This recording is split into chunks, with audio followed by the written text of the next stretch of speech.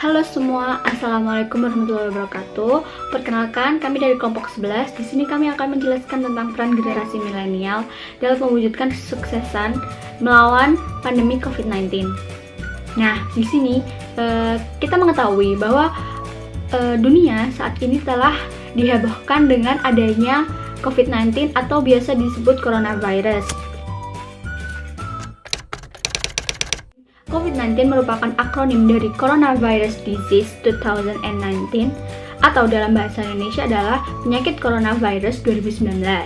Penyakit ini merupakan penyakit pernapasan akut yang disebabkan oleh virus SARS-CoV-2 atau coronavirus ini termasuk dengan golongan SARS dan MERS, di mana penyakit ini atau virus ini termasuk dalam famili Coronaviridae.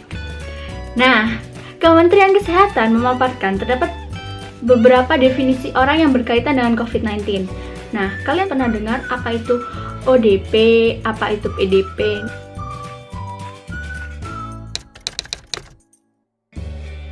Pertama, PDP atau pasien dalam pengawasan.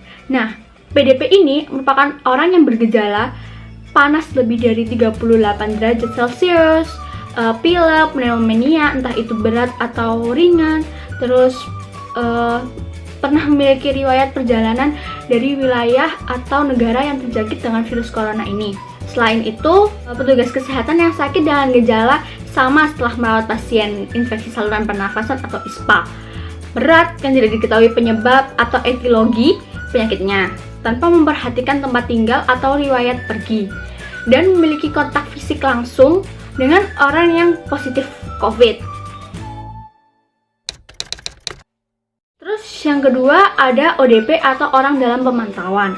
Orang ini mengalami gejala demam atau riwayat demam tanpa pneumonia, memiliki riwayat perjalanan negara yang sudah terjangkit coronavirus terlebih dahulu dalam waktu 14 hari dan tidak memiliki riwayat kontak erat dengan kasus konfirmasi coronavirus. Nah, setelah kalian tahu apa itu virus corona atau COVID-19, di sini saya akan menjelaskan tentang peran generasi milenial melawan virus corona.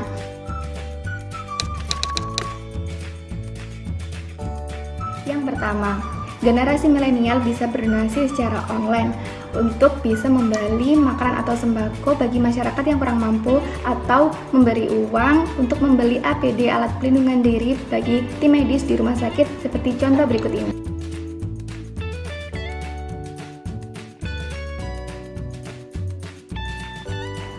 Nah, yang kedua, peran generasi milenial selanjutnya yaitu kita bisa mengkampanyekan seperti gerakan mencuci tangan yang baik dan benar untuk masyarakat yang masih tidak tahu bagaimana cara melawan virus corona, seperti contoh berikut ini. Nah, peran yang ketiga yaitu kita sebagai generasi milenial harusnya tidak cepat termakan hoax atau berita yang tidak benar. Kita harus bisa menyeleksi mana berita yang benar atau mana berita yang palsu agar masyarakat tidak cepat panik. Nah, peran yang keempat yaitu kita bisa mendorong aktif gerakan untuk melawan virus corona seperti contohnya membuat poster tentang gejala virus corona, penyebab virus corona, agar masyarakat bisa lebih tahu dan berhati-hati agar virus corona di Indonesia lebih cepat selesai dan tertangani.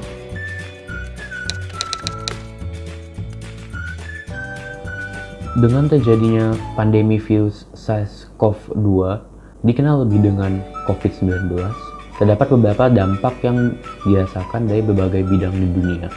Dampak yang dirasakan ada yang positif dan negatif.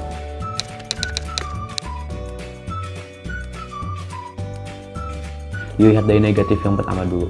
Dari terjadinya pandemi ini, bahwa dokter dan staf medis harus bekerja keras dalam menangani jumlah pasien yang semakin meningkat di negara masing-masing.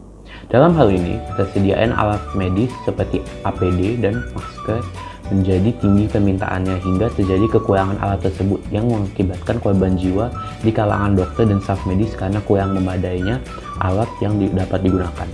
Walaupun ini, hal positif dari terjadinya pandemi ini adalah masyarakat lebih menjaga kesehatan diri yang dapat dilihat dengan sikap lebih sering mencuci tangan, serta menjaga pola makan dan sadar akan kebersihan diri dan lingkungan.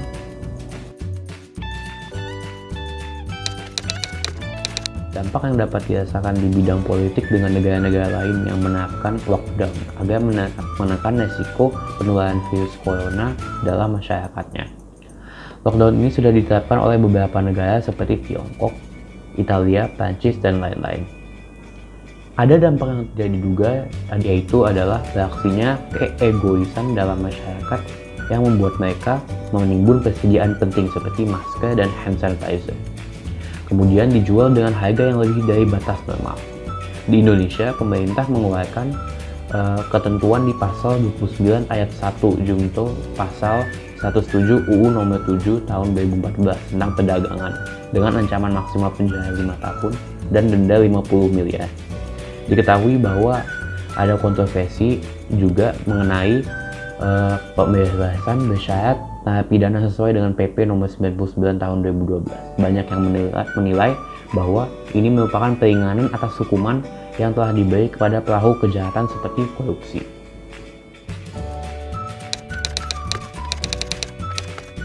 Wabah kali ini cukup berdampak bagi sektor perekonomian. Hal ini cukup dirasakan bagi masyarakat yang memiliki tingkat perekonomian menengah ke bawah. Kita contohkan saja seperti bapak yang satu ini. Bapak yang satu ini bekerja di salah satu perusahaan ojek online di Indonesia. Terkesan remeh memang, hanya untuk membayar kreditan motor dan sekadar membayar biaya tempat tinggal. Namun, hal ini tidak cukup remeh bagi mereka yang memiliki tingkat perekonomian menengah ke bawah. Itu baru ojek online saja. Dari nelayan sampai maling, dibuat pusing 7 keliling. Hal ini beresiko menyebabkan tingkat kriminalitas meningkat begitu pesat. Saya khawatir ketika wabah ini telah usai, orang-orang akan melakukan battle royale hanya untuk sesop nasi. Rusak memang. Bolehlah kita kerja dari rumah, tapi apakah semua bisa bekerja dari rumah? Karena itu, benar kata bapak yang tadi, kita semua butuh seorang influencer. Satu saja cukup.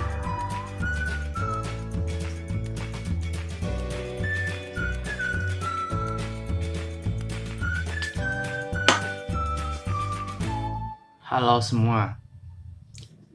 Pagi ini saya berada di rumah orang tua saya di Tangerang, Provinsi Banten. Sekarang tanggal 20 April 2020. Pagi ini sudah 2 hari sejak pemberlakuan PSBB di wilayah Tangerang. Kondisi lingkungan tempat tinggal saya sekarang ini sedang hening dan sepi. Gak banyak manusia terlihat. Karena biasanya pagi-pagi begini ada saja manusia yang masih berkeliaran.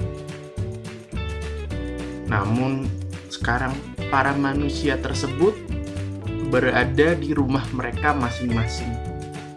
Cuman kucing-kucing komplek aja yang masih berkeliaran.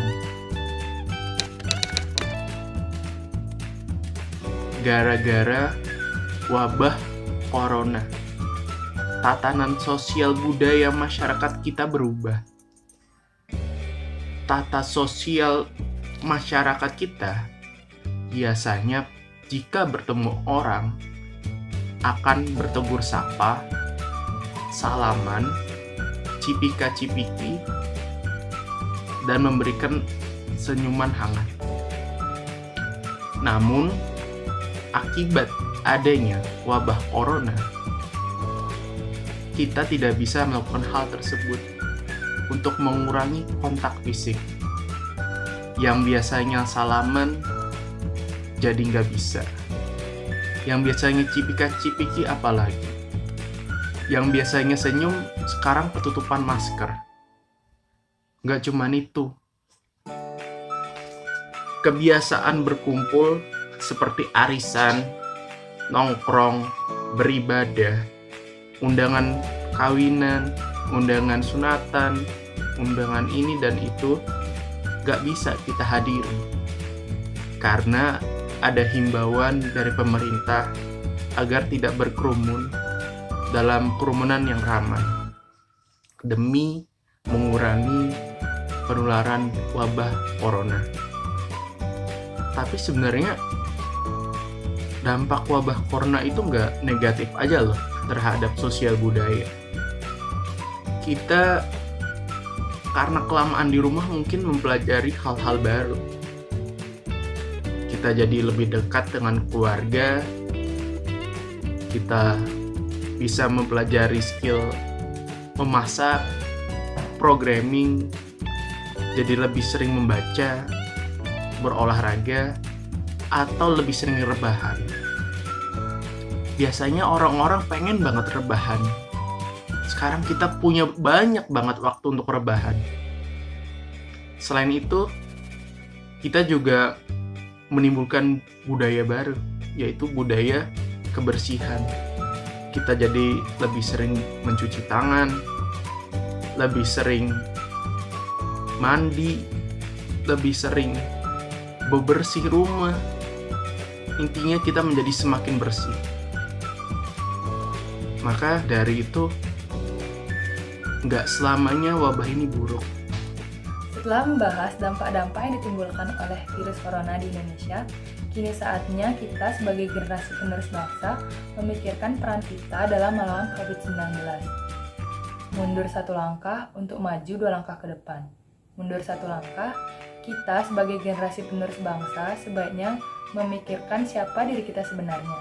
Dalam konteks identitas nasional, kita sebaiknya mengimplementasikan nilai-nilai dalam dasar negara yaitu Pancasila sebagai pemersatu bangsa.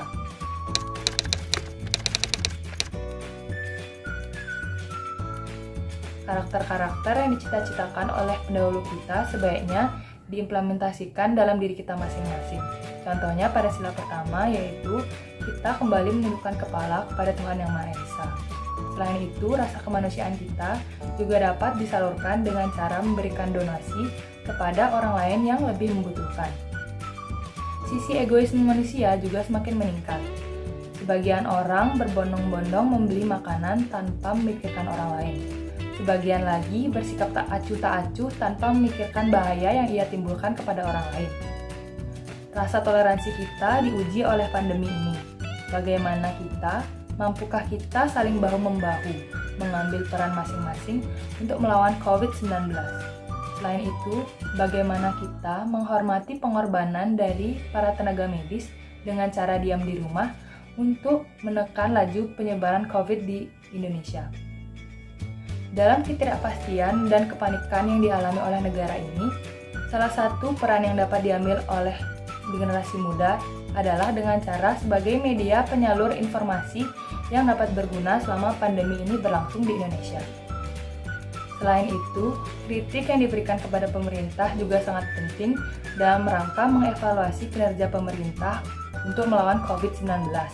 Namun, yang tidak kalah penting adalah bagaimana kita sebagai warga negara Indonesia mengevaluasi diri bahu-membahu membantu pemerintah untuk melawan COVID-19 di Indonesia.